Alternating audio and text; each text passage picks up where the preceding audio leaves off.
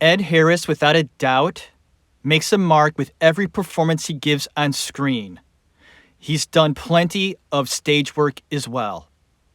He's a focused actor, a confident actor, and an actor that I truly enjoy to watch and respect in my journey learning about great artists. It'll be an honor and a pleasure to talk about Mr. Ed Harris in the Actors Room, episode 123. Thank you for joining me. Sit back, relax, grab that beverage of choice, enjoy it, and I hope you're enjoying your day. Here we go.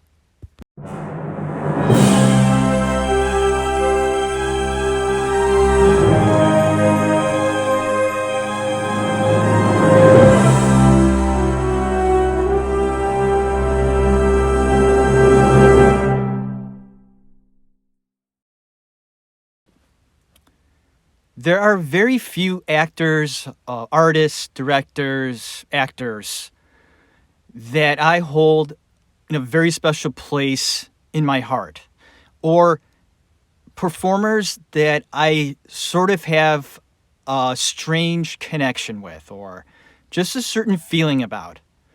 And doing research and finding out more about Mr. Ed Harris this past week or so was enlightening. And to share that information with you in the Actors Room will be fun, and I hope you enjoy this episode highlighting a very talented man. He does it all. He does it with gusto, with strength, courage, and everything else that requires an artist to not only do a phenomenal job on the screen, but give us something a little extra to chew on. And not only that, but just talking about a man that is good within and without, inside and the outside. Mr. Ed Harris was born on November 28th, 1950. I'm recording here early December, so happy belated Mr. Harris. He grew up in Englewood, New Jersey, so close to New York City. So his family and little Ed would often go into the city and watch shows together. And this, of course, Ed loved to do. He grew up in a small town, and he referenced the fact that it was very much like a Leave It to Beaver household for the Harrises. The dad was into the arts. He was a singer and actually appeared on a few television shows like Perry Como. His father even managed several symphonies at one point in his life. So there you go. Ed's father was a big influence in getting Ed on his way to become something in the arts, whether it was writing, drawing, or acting. I think it was always there within Ed through his father. His mother was a travel agent, so the mom not really into the arts, but both parents were very supportive of their children. Ed is the middle of three kids, all boys. So he's got an older brother and a younger brother. And they were a close family. Nothing brutal going on or anything of that nature. Edward Harris grew up in a loving family and a supporting family. And that's vital in the progression of Ed's confidence, which I think plays an important role in not only who he becomes as a man, but who he becomes as an artist.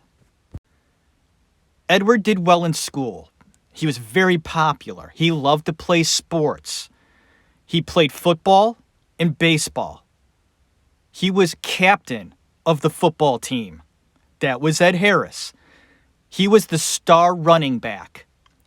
He was so good in football that he broke several school records rushing the ball as far as yardage goes and scoring touchdowns. And he was actually in one of the local papers professing, and just letting the city know just how good of a player Ed Harris was. He played baseball too and was the star catcher. So he got a lot of attention in high school. He was a good-looking guy, big guy. He was very athletic and popular, likable. And the attention that he got through sports was something very important to Ed. He loved the attention. I mean, who wouldn't, right? Some people do shrivel with attention. It's a little bit of fame when you're popular in school. It's a little taste of fame when you have people talking about you, people referencing you and wanting to be your friend.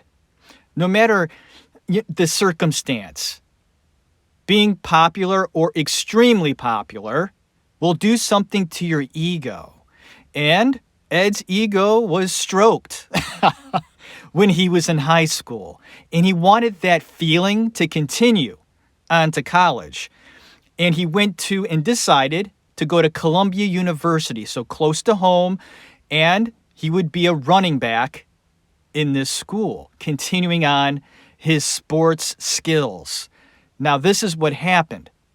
From what I get, Ed did play football, and he did the best he could, but as great as he was in high school, he was only just okay as a running back in college. So he had a little bit of that fame or attention sort of fade away with football. He needed something else to grab the attention of his fellow students and teachers and just everybody around him. And he set his sights on a summer stock production that he saw. There was something there that he could maybe do. To be an actor, he saw these people on stage getting applause and said, that might be something I could look into to further on down the line, get the attention that I need. And even Ed has said this himself, how the attention that he got in high school faded. And he needed something else to get his juices flowing. I think that's the kind of guy Ed is, was, always will be. Always needing that rush, that feeling of importance, that he's doing something and doing it well, and getting that slap on the back. Folks, those of you who don't know this, actors, most of them anyway, I would say 95% of them love the attention. They do. The fame part sometimes can be a pain in the ass, but the attention that you get from, say, giving a good performance one night and getting that slap on the back and people telling you did a great job, you get a little high off of that. It's like a drug. It is. And I think that's why a lot of these stars or very talented and productive actors or whatever, entertainers, get into drugs and alcohol, is they have to keep that high going. And if that high ever loses its feeling to them, whether it's adulations on stage or the screen, whatever, and it goes away, they fulfill it with drugs and alcohol. And like I mentioned before, Ed had his eyes at acting because he saw a summer stock production. And this was in Oklahoma. So Ed decides to transfer to Oklahoma University to study acting. He ends up studying at Oklahoma University for 1 year. And he liked what he was doing. And there was growth within this profession he might pursue. He got a job at a gas station that winter. And with the advice of one of his teachers at Oklahoma University, he decided to star in a play called Camelot as King Arthur. And this is good. Ed talked about this Camelot performance that he gave and says that he has no recollection whatsoever of performing in that play. He doesn't remember one moment of his acting or how good he did, whatever the case is. he can't remember it. But he does remember this about this situation. When he walked off the stage that night and the curtain closed, the crowd kept going and cheering for Ed Harris's performance. And he remembered that roar that the audience gave him. He said it was transcendent to him. So my point being confirmed that transcendence he felt with the roar of the crowd giving him praise, said that it gave him a high, and a high that he had never felt before. And this is what happens in these circumstances. The acting thing got him right there and then, and it had its clutches into Ed Harris, and it will never, ever let go. Because of this extreme positive experience with Camelot as King Arthur, Ed decides to move to California, and he studies at the California Institute of Art. He's furthering his education in acting. He's serious about it and will continue to educate himself on the stage with teachers that give him support, the support that he needs. And he says that he received a great deal of support and motivation, almost extra motivation, from one single teacher at this institute, and says that if it wasn't for that one teacher, that special person in his life at that time, God only knows where he'd be right now. And I want to take a moment to talk about that very thing. And I was talking to my buddy the other day about this and how important teachers are. I don't think we realize just how very important a teacher can be, and how many great teachers have you had in your life. When you think about that, from kindergarten till your highest education, how many great teachers did you have? I mean, we've had what? About 100 teachers in our life. I might be exaggerating, but we've had a lot of teachers. How many of them really touched you and motivated you and want to be a better student or to go on and do something great? I don't think teachers realize how much, inspiration they could give you. That special skill you can implant into a child or a teenager or a young adult, hell, even a 50-year-old. Getting that special encouragement means so much to a student, no matter what their age is. And someone like an Ed Harris may be on the borderline of what he really wants to do with his life, loves acting, yes, but will he make a living at it? This teacher at this institute was a big reason why Ed had the confidence to go forward. And thank God this teacher did that, because if it wasn't for that teacher, I wouldn't be able to enjoy Mr. Harris's productions. Isn't Ed Harris great? Has he ever gave a bad performance? Can you think of one? And for the last couple of weeks, I've been watching nothing but Mr. Harris. I haven't seen a bad one yet, folks. Not one. Now, there have been a few movies I've watched of his that I didn't care for. But the actor himself and the characters that he portrays, they're always solid. Solid. And I can't say that for most actors. A lot of actors. So here we go, continuing, talking about this very talented, driven young man at this time. And mind you, he's still learning. He's in school, finding out about himself, finding out about what he can do. And getting back to his teacher motivated him so much. Ed says that he began to look at the world differently at this time. There was a new way of life. And when that happens, doors open up all over the place, not only outside this room of acting that he's learning, but within him. He becomes open to vulnerability, anger, happiness, sadness. All of these things now become available, and that will make him a better actor. So he finishes up his time at the Institute and gets a normal job. Ed Harris became a house painter. And doing this house painting, making money, he still acts, but he does it locally at theaters. And it was at this time he just enjoyed the work. It wasn't about getting an agent. It wasn't about getting headshots, sending them out, waiting by the phone, hoping and praying to get auditions.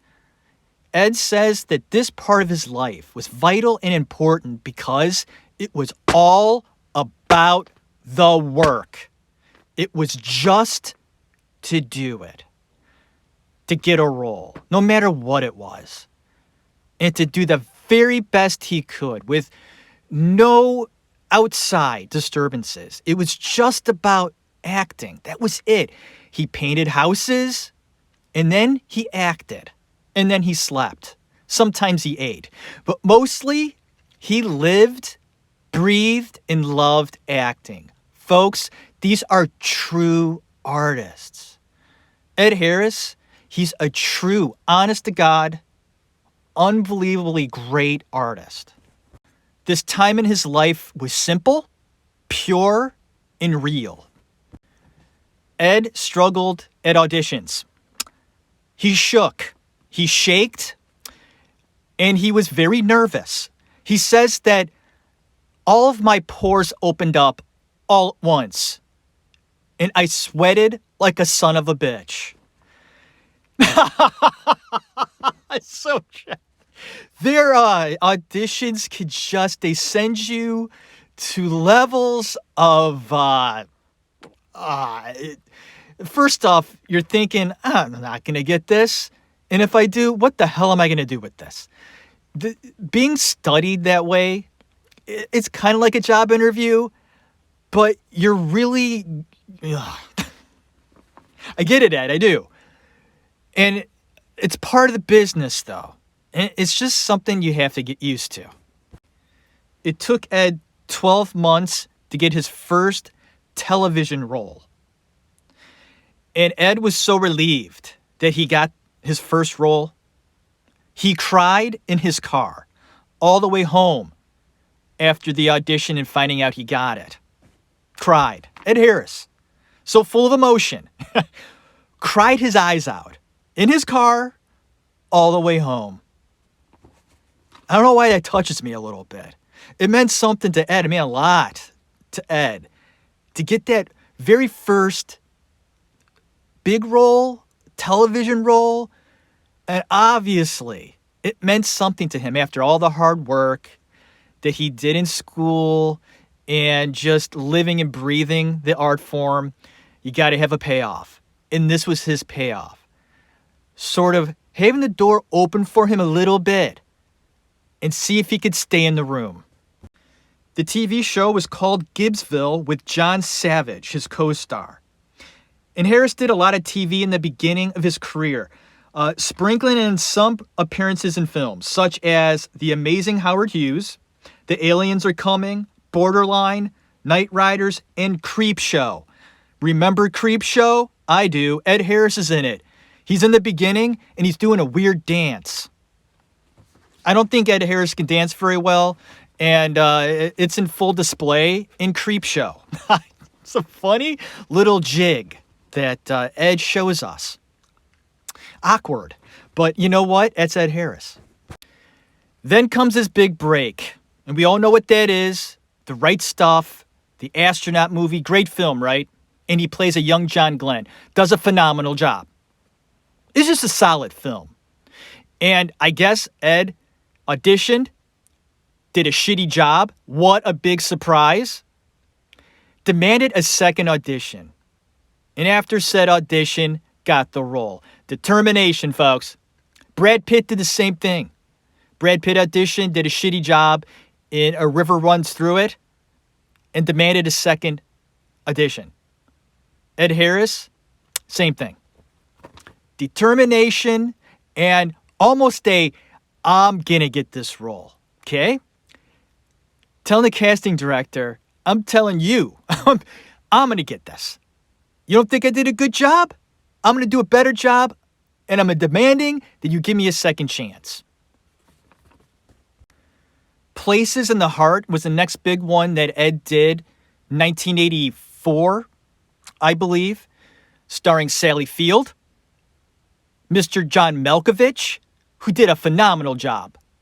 When doesn't he give a bad performance either, by the way? Mr. Malkovich, he plays such a sweet character. Unlikable for the first, 2 minutes you see him on film, but just darling after that. Props to Mr. John Malkovich. And also to Sally Field. I think she's a phenomenal actress. I loved her since the 80s. I think I've seen most of her work. And Danny Glover.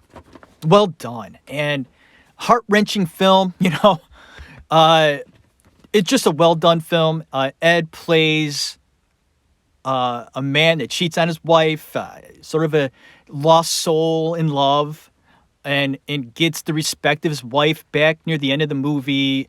A solid performance. He did his job, and he makes it work because I'm going to tell you what, the character itself is unlikable. He is. But you understand him. It's the sort of gentleness that Ed can put into a character, even if it's unlikable. You still kind of care for the guy. He isn't this big dick. I mean, he redeems himself at the end and is sorry for what he did, for cheating on his wife, and you get it. And he gets his family back, and the whole movie is just a heart-wrenching film, a lot to say, and one to view at least once, because it's not easy to watch, but all in all, a good one for Ed to be in, because that film garnered many Academy Award nominations, and Ed was there to experience that. So from here on out, Mr. Ed Harris will embark on a phenomenal career and give us, the audience, many performances that we can look on, respect, and just enjoy. So let's continue talking about the young career of Mr. Harris, some of the other films he did, and we're going to wrap it up, and I will give my take on the whole sort of being of Mr. Harris and how much he means to me. One note, and a very big one, about Places in the Heart, is that his love interest in the film, Amy Mannigan, will become his wife. They meet on this film. Now, they knew each other before, but they got intimate during the making of this film. And they are still together today. God, I love hearing that. So rare, especially in acting. These stars staying together because their lives are just crazy. But Amy and Ed, together, still today, made it work. They're madly in love with one another. Gotta talk about The Abyss. Have you ever seen The Abyss? That's a movie, I mean, heart-pounding and just stressful and tense and suspenseful. All the things that it should be. Right, Mr. Cameron? Wow. Ed Harris really doesn't talk about this film. He punched Cameron, the director. Okay. He punched him during the making of this because Ed nearly died. This movie, of course, involves a lot of water. They're underwater a lot. And there are a few things done in this sort of a setting, in this kind of a film. It's dangerous. And Ed experienced all of that and doesn't think fondly of this film because it was just hard to do. It was stressful. There are a lot of bad moments, and most of the actors and crew do not smile upon this film. Ed will reference from time to time how hard it was, yes. And these things happen in the art of acting, in the art of film. You're going to have experiences like this. Ed was open to do a film like this because he never, of course, did anything like this before. And because of what happened, will never do it again. We got a quote by Ed about making this film The Abyss. Quote, asking me how I was treated during the filming of The Abyss is like asking a soldier how he was treated in Vietnam. End quote. There you go. The next film I want to talk about is Jackknife. This was done in the same year as The Abyss was filmed. And he looks completely different in this movie. My wife, Amy, didn't know that was Ed Harris until about halfway through the film. She says, Jeff, where's Ed in this movie? I looked at her and I said, what are you talking about? That's Ed. That right there. I mean, he was on the screen when she said it. I said, that's Ed Harris right there. His face looked puffy. He looked kind of heavier. And I wonder if he did that for the role in Jackknife with Robert De Niro, or was he going through something at that time? And I think it might be a little bit of both, but from what Ed has referenced in the past, he went through some difficulties with alcohol during the 80s and a little bit of the 90s. And he was so drunk the one time, and I think they were filming The Right Stuff. He was in a hotel, they were drinking, and they went outside to explore. I like to do that too when I'm drunk, or I did. You get a little nutty, you want to go outside and walk around and do weird, stupid shit. Well, Ed Harris did the same thing. He went outside the hotel, grabbed one of the bellhop carts where you put your luggage and your clothes. He treated it like a skateboard, got on it, riding through the parking lot, hit a curb, and flipped over and hurt himself, hurt his back. The director of the film found out what happened and scolded him. And he should be scolded at that point. If you're going to do damage to yourself while being drunk, you are putting the film in jeopardy. Not only your career. I mean, that's your bag. You're making that choice. You're putting yourself on the line to break your head open over a curb. I mean, okay, that's your call. But you're also putting the film that you're doing in jeopardy. Heaven forbid that happens and you break your head open. The film could get ruined in some way. So Ed got yelled at for that and was told directly, do something about your drinking, pal. And he said he did. And he will make note of that. When he gives an interview about alcohol, drinking, and says, all you out there, those of you who like to drink a lot or feel have a problem, my advice, get a handle on it. That's it. And the way he talks, the way Ed Harris talks, like, you listen. I do. When Ed Harris says something, he looks right into the camera. He says, if you have a problem with alcohol, you drink too much, get a handle on it. It's like, okay, sir, I will. Immediately. It's good advice. Because he went that road. He struggled, had a problem, nearly split his head open on set.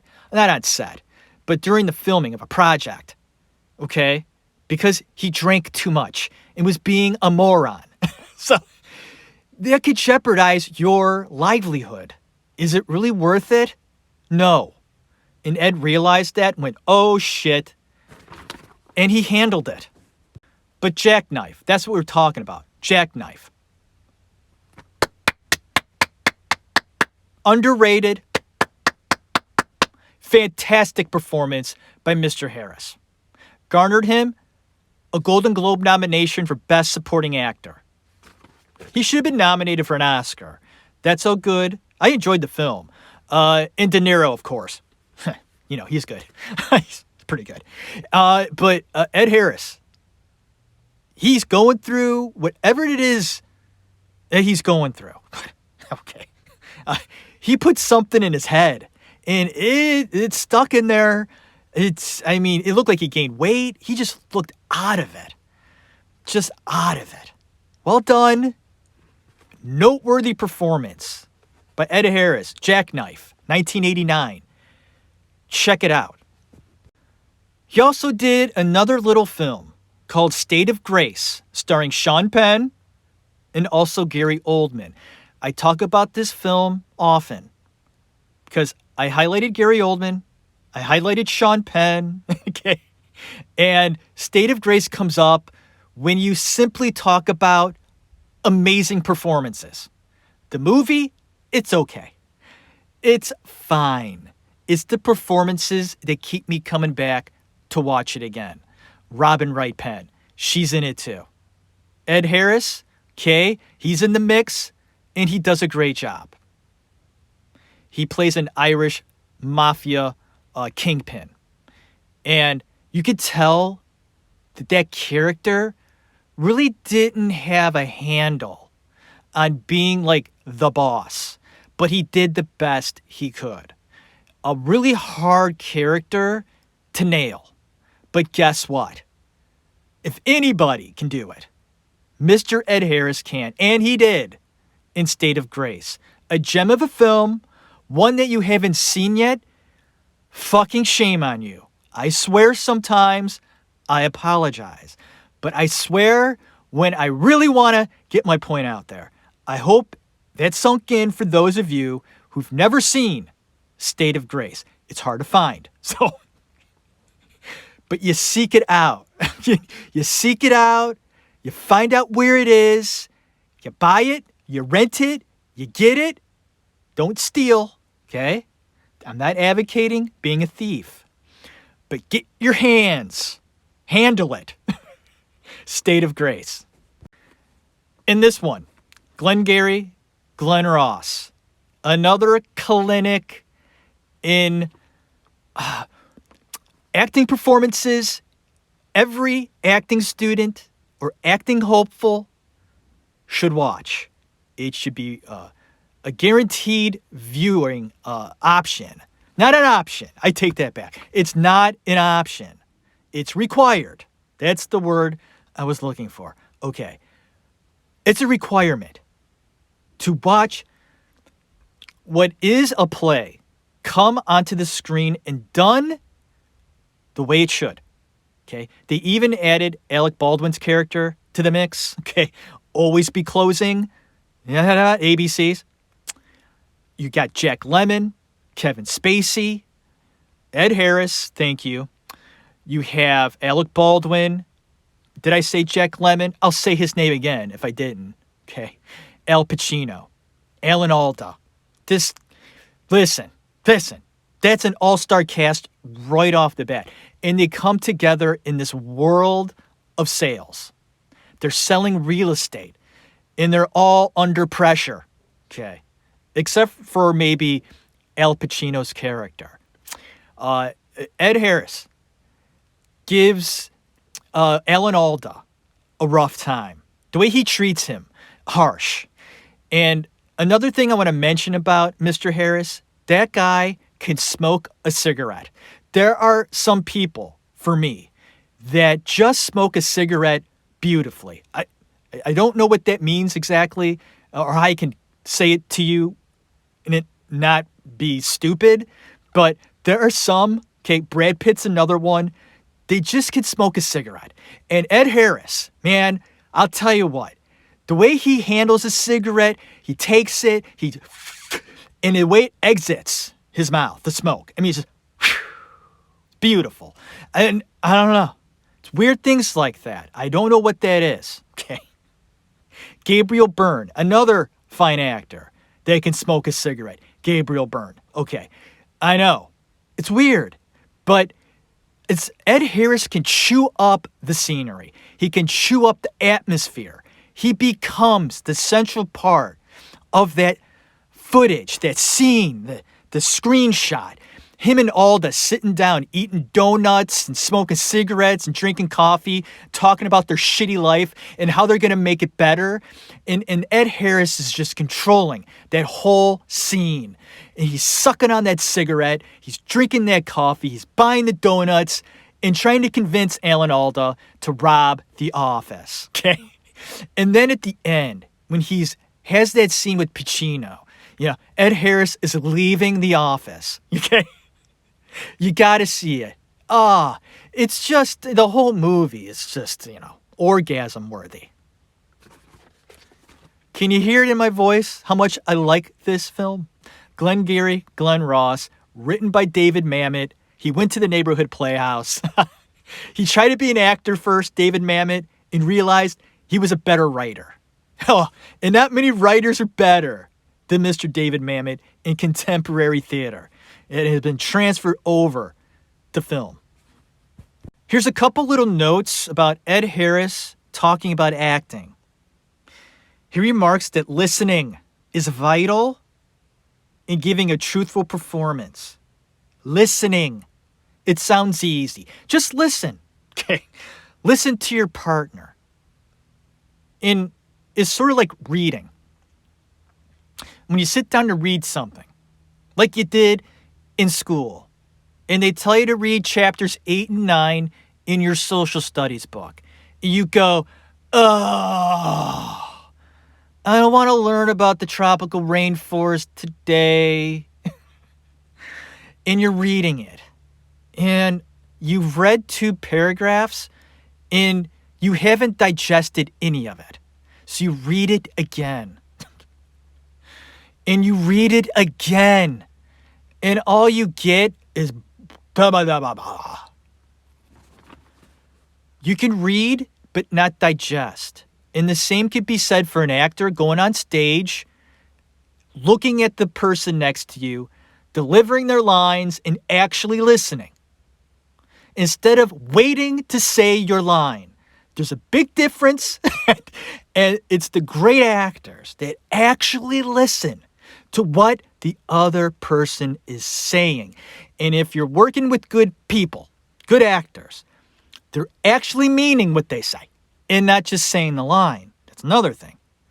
So if both actors, are actually doing it right, the person talking is meaning what they say, and the person listening is actually digesting the words. And in the process, feel something about it. So when they say their line, they're actually giving it with emotion they received from their partner. Listening. Not waiting, but listening. It's almost the number one rule, besides doing research and knowing your lines. It's listening. Ed says it's not only listening to your partner, but listening to yourself. And I like this because I never really heard that before. But it does make sense when you listen to yourself. You're listening to life.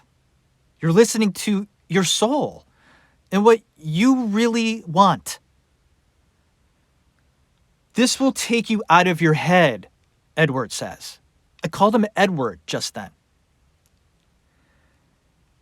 It really makes you be there in the moment. You're involved and you're not lying. That's where the truth comes out, is when you actually listen and then actually digest. Next up, China Moon in 1994. I like this movie. That's why I'm referencing it. It's a movie that I would recommend. It's got a good premise. The premise is very much like Body Heat with Mickey Rourke, William Hurt, and gorgeous Kathleen Turner back in the day. Body Heat, same premise as China Moon. Not as good as Body Heat overall, but I liked it. And of course, Ed gives his spin on what it would be like to be like hopelessly and devotedly dedicated to someone that turns you on sexually, and then in turn you fall for them. But pathetic maybe, but Ed, I just love watching the guy. These people I highlight in my show, The Actors Room, most of the time are actors that I just love to watch. They just, for me, there are certain actors that I would kind of want to know in real life, or feel that they would be somebody I could, I don't know, identify with. I'm sure that you feel the same way about an actor that you liked, or a singer, any entertainer, really, a magician, anything. Somebody that you enjoy watching their performance almost over watching the movie itself. Sometimes you put in a film that you've seen before just to watch a certain actor, not just the movie. Is that true? I think it is for a lot of people. They have certain actors that are their favorites. They do something for them, they entertain them, whether it's to make them laugh or cry. They're producing a feeling within you, whether it's sadness or happiness. It's a reaction that you're getting from this person. That's art and entertainment. I mean, and that's why we watch what we watch, isn't it? I mean, truly, it's to either to be very entertained or to be moved, to feel something. How often is it that you watch something and feel moved? Not many, but we search for it. We do. Every time we sit our ass down to watch something, we hope that we're moved by it and sit up in our seats and go, wow, that was really good. And it's those actors, artists like Ed Harris, okay, that I like talking about in the show. Hope you're enjoying the show. My name's Jeff Tarowski. We will continue talking about Mr. Harris. Here's a little tidbit. Ed Harris is a big believer in keeping up a very professional atmosphere on any set he's working on, whether it's on stage or on screen. And he made reference to the film crew and how vital they are to the success of a film, and how respectful they should be to everyone else on set. He says they should shut the fuck up when the cameras roll. So this tells me Ed in the past has had a bad experience with some film crews. It's all business with Mr. Harris, folks. Okay. All right? Acting means a lot to him. So I'm thinking somewhere down the line in his past, there have been film crew members who were being loud, obnoxious, when the director yelled action. And it's my belief that Mr. Harris made it be known on set for film crew members to shut the fuck up. This reminds me of Mr. Christian Bale on the set of one of his films. It was recorded, Bale going off on someone in the crew that wouldn't shut the fuck up. Bale took it a little too far. I'm hoping Mr. Harris didn't do the same thing. I'm sure Mr. Harris looked at the guy. I'm sure this is what happened.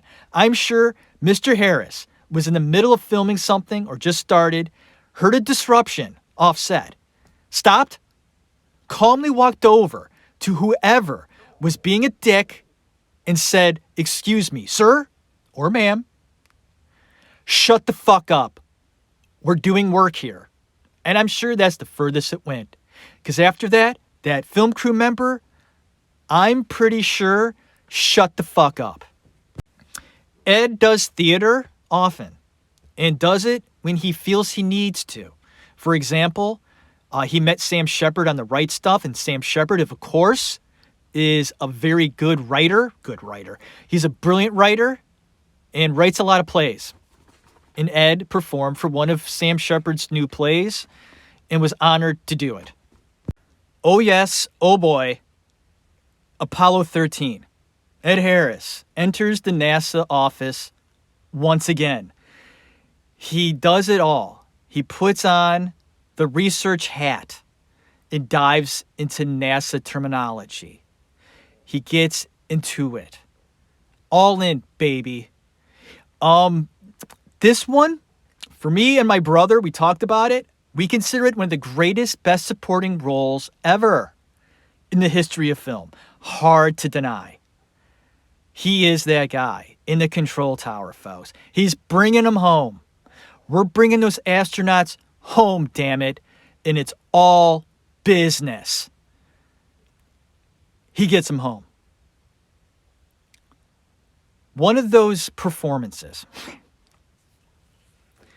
you see the world on his shoulders. And then when the astronauts come home, the world, thankfully, falls off. I mean, you could see the weight come off of this guy. And it's that having control thing, okay, with Harris. He knows he's losing the control, but he has to show that he's a leader. And he's going to make sure that we're going to do all we can to bring these men back to Earth and back safely. And the moment he has with himself when the astronauts finally come back to Earth is sweet. It's real.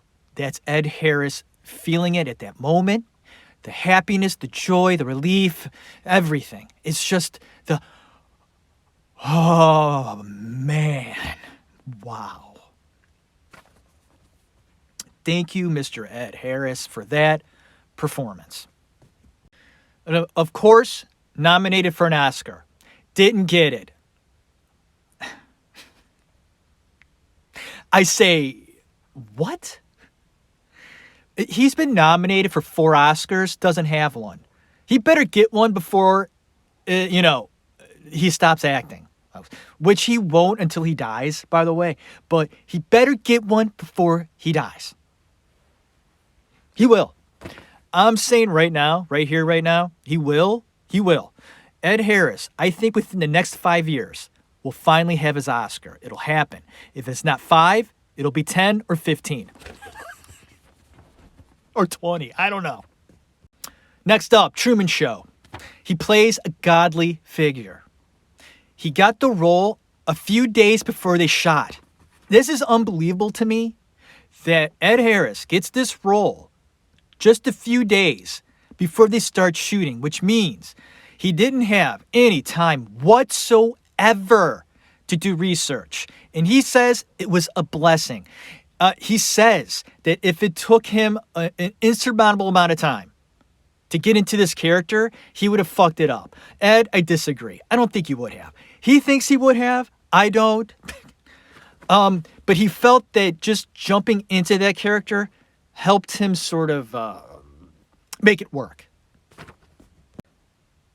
He had to tap into his ego, the super ego. He changed his posture, and he changed his stance while playing this character. He had to play a father figure wannabe. And once again, nominated for an Oscar. Didn't get it.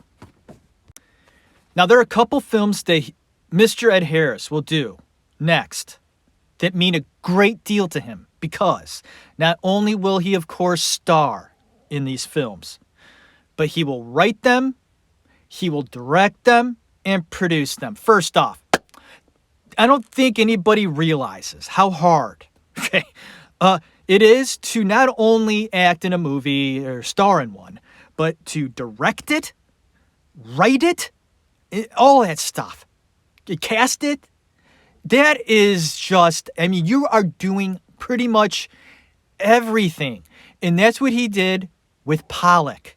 He played the famous painter, the abstract artist.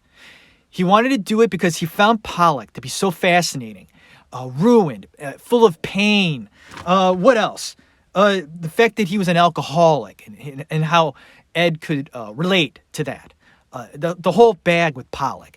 And I guess Ed Harris's father, at one point in young Ed's life, Ed's dad got him a book about Pollock when he was a kid. So that stuck with Ed. It happens. He had a fascination with Pollock. So it was his goal to make this the best film he could. I like the film. I don't know if I love it. I love his performance. The film, I liked it. I wouldn't call it a masterpiece, but well done. And I give props to Ed Harris for sinking his teeth and for doing what he had to do to get this done. It's not easy to put a passion project into production. It's not, I think maybe 3% of them get done. I'm not kidding. There are so many passion projects for actors, directors, like Stanley Kubrick wanted to do a film about Napoleon. His whole career. And we're talking about Stanley Kubrick, who I felt could have done anything. And he didn't get it done. He always wanted to do it. So there are projects out there that just don't get done. Ed wanted this to get done, and it did. So, he's very driven, and if Ed Harris wants it to get done, my bet is it gets done. And he did it. He surrounded himself on set doing this with women. He said that he wanted to be surrounded by artful, talented, and driven women. Let's see here. I have this here. Pollock's, he surrounded himself with women on set, including his wife, Amy Madigan, which they work on other projects too, but this was a big one. He wanted an openness on set, he says. He wanted things around him to be inspiring, and he feels women contain that. That's awesome. And he just wanted that feeling. And he just loves the company of women. Don't you love Ed Harris? He's honest. And he allows whatever it is, okay, that gets him going, or whatever it is that makes him feel comfortable in his art. Like surrounding himself with women in Pollock. Like, that was what he felt would make it successful, or just to get done the right way. His way. And women helped him. They molded Pollock with Ed, everything around Pollock. And I like that Ed also lived in the house that Pollock lived in, slept in his bed, and all of that stuff. Weird. But he felt it necessary to get into Pollock's being. And what's weird is Ed, he's not a painter. He never was, okay? And he never really will be. But for that short period of time, diving into Pollock, he was. He painted, and painted. Every stroke he ever did while making this film meant something, because every stroke meant something to Pollock. And Ed says he never wanted to imitate Pollock. He just wanted to do the best he could to show the world what Pollock had to go through to be the successful painter he was. It's all about the inspiration. And he worked so hard on this film, he collapsed on set and he needed to be hospitalized. He gave his whole heart, his whole soul, and every bit of energy to do it right. Props to Mr. Ed Harris. Ed Harris dedicated Pollock to his parents, his mother and father. And I want to note that many times in my past shows, okay, I've stated that the great inspirational actors, most of them have fucked up childhoods. And it's these fucked up childhoods that sort of make these artists better because they can tap into all the garbage. It's there. It's at the ready. And that's what makes them great. Ed Harris, thank you, is a direct distinction in that sense. And thank God. Okay? Ed Harris had a great childhood. He had amazing supportive parents that loved him and gave him the respect that he deserved to be a successful man and artist. And Ed Harris dedicated this film, a film that meant a lot to him. And like I said, he put a lot of time and effort into it and dedicated to the two most important people in his life, his parents. So Ed Harris is a prime example of an artist that had a phenomenal childhood, had wonderful parents, and positive support through his whole life. Being a parent is a hard job, but you instill hope and you give praise to your children. And Ed Harris had that from his mom and his dad. So thank you. An example, Ed Harris, of doing it with positivity, drive, and firm support from parental guidance. Thank you, Mr. and Mrs. Harris. You did a fine job. You raised a good man, a great actor, and an artist that I find inspirational. So, very well done. And I don't know, I have to end this episode now. I'm getting a little emotional, and I wanted to keep Ed Harris to one episode. I could talk more about him, but we're going to take it with one episode with Ed, just a episode. There are other films, of course, like Appaloosa that he did. He also directed and starred and wrote that, Appaloosa. And I would recommend that one. And, of course, he's in Westwood, a phenomenal show. And I think I've said phenomenal way too much in this episode. I'm sorry. But that word just rings true with me. Okay? Describing Ed Harris, the phenom. Is more than that, though, with Ed. There's something about him I can't explain. I can identify with it, yes, but I can't put a finger on. And I told my brother in our episode about Best Supporting Actors, I said, Dave, I've never did any research on Ed. And this is, of course, a couple years ago. And he agreed. He didn't know much about him. But he said, Jeff, you don't need to. It's like you get something from his performances, like you know the guy. And I don't know him personally, but the research I did do, Dave was right. My brother was right. Ed's a good man. And I told my brother, I said, why is it that I feel I could sit down with Ed Harris, have a great conversation, and be told great advice? Like, he seems like a type of person you can get amazing advice from. You sit him down, and you could talk to him for hours and get something out of it, okay? And I watched an interview that Ed Harris gave on the Actors Studio with James Lipton, and at the end of that show, James Lipton asked him, what inspires you?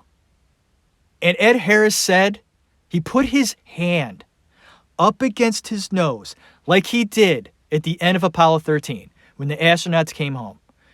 During the interview, Ed Harris puts his hand over his nose and his face. He looks down and he goes, the one thing that inspires me the most is a good conversation.